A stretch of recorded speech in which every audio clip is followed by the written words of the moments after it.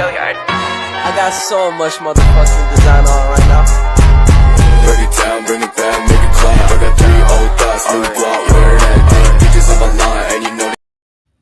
Assalamualaikum warahmatullahi wabarakatuh. Perkenalkan, nama saya Hanifah Amira Salwa, NIM 22211111009, kelas reguler S Tambuk 2022, jurusan Pendidikan Bahasa dan Sastra Indonesia, Fakultas Bahasa dan Seni Universitas Negeri Medan. Saya ingin mempresentasikan definisi model pembelajaran, fungsi model pembelajaran, serta contoh model pembelajaran. Informasi ini saya rujuk dari jurnal yang berjudul Menimbang Model Pembelajaran dan jurnal Efektivitas Model Pembelajaran Inquiry terhadap Kemandirian Belajar Siswa di Rumah. Yang pertama, ada pengertian model pembelajaran menurut para ahli. Model pembelajaran adalah suatu perencanaan atau suatu pola yang digunakan sebagai pedoman dalam merencanakan pembelajaran di kelas. Model pembelajaran mengacu pada pendekatan pembelajaran yang akan digunakan, termasuk di dalamnya tujuan-tujuan pengajaran, tahap-tahap dalam kegiatan pembelajaran, lingkungan pembelajaran, dan pengelolaan kelas. Definisi ini diambil menurut Arens dalam Trianto tahun 2010 halaman 51.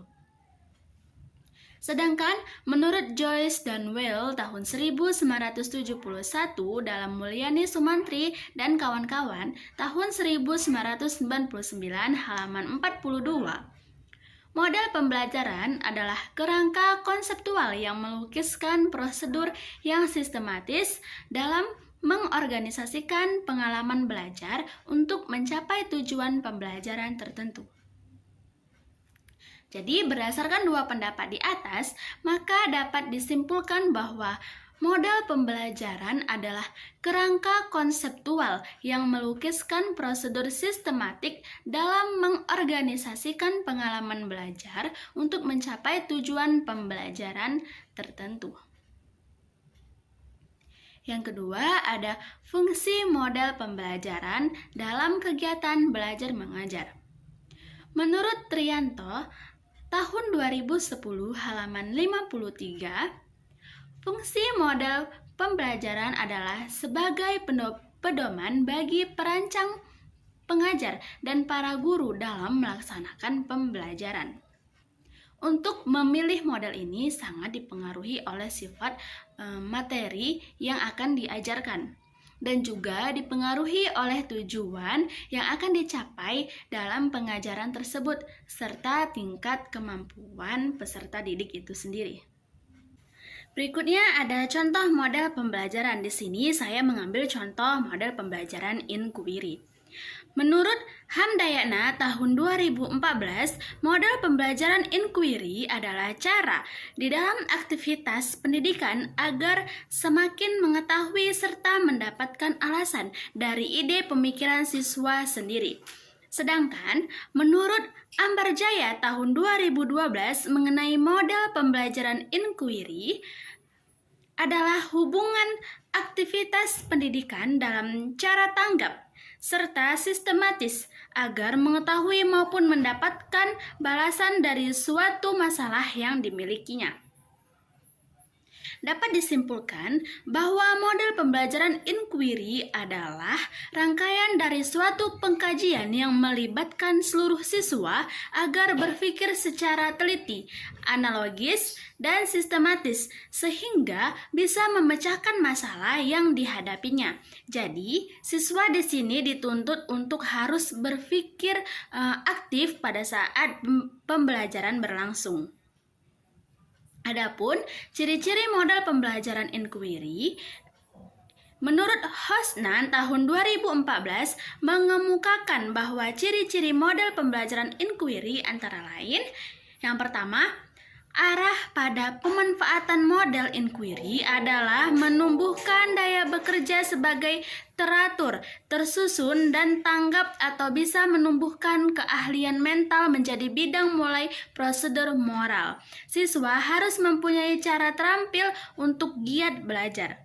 Yang kedua, kegiatan yang dilaksanakan siswa diberikan petunjuk untuk mendapatkan dan menciptakan melalui materi yang mempertanyakan sampai menginginkan perilaku yang meyakinkan. Siswa harus mempunyai cara berpikir yang disiplin. Yang ketiga, mempertegas oleh kegiatan siswa dengan cara sebanyak-banyaknya agar memeriksa serta menciptakan dengan baik. Siswa bisa memahami materi pelajaran yang sudah diajarkan pada hari itu juga. Tahap-tahap model pembelajaran inquiry. Menurut Ngalimun, tahun 2012 menyatakan bahwa ada beberapa langkah-langkah dalam model pembelajaran inquiry. Antara lain, yang pertama, memperoleh dan mengartikan persoalan. Siswa bisa memberikan solusi atas persoalannya. Siswa bisa memahami persoalan yang dihadapi. Yang kedua, menguraikan hipotesis. Siswa bisa memiliki tentang jawaban sementara. Siswa bisa memahami materi yang disampaikan oleh guru. Yang ketiga, memberikan informasi. Siswa bisa memiliki informasi apapun dari orang lain. Siswa bisa meningkatkan daya ingat untuk berpikir. 4.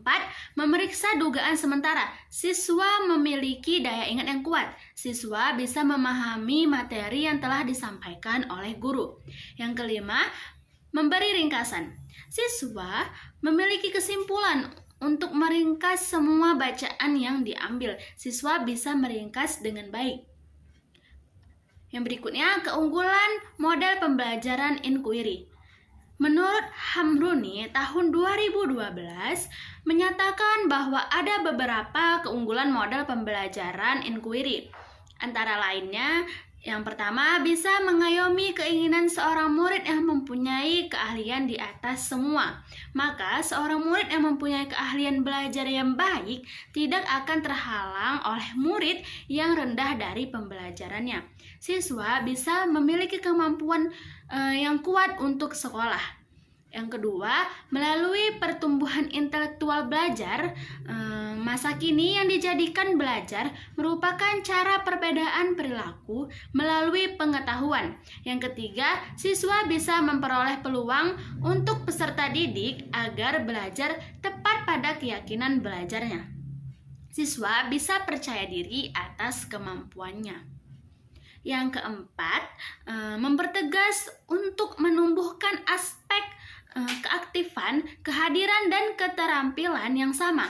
Maka pembelajaran rencana ini akan tambah bermanfaat. Siswa bisa merencanakan hal tersebut dengan baik dan benar. Kekurangan model pembelajaran inquiry menurut Mulyasa dalam Susanti tahun 2014 ada dua kekurangan dari model pembelajaran inquiry. Antara lain, yang pertama, rumit dari merencanakan pendidikan disebabkan oleh terhambatnya melalui kebiasaan peserta didik dalam pembelajaran. Siswa harus bisa memiliki kemampuan untuk semangat belajar. Yang kedua, susah mengendalikan aktivitas serta tercapainya dari peserta didik. Siswa harus bisa memiliki kemampuan untuk belajar secara aktif. Demikian yang dapat saya sampaikan. Jika ada kesalahan, saya mohon maaf. Wassalamualaikum warahmatullahi wabarakatuh.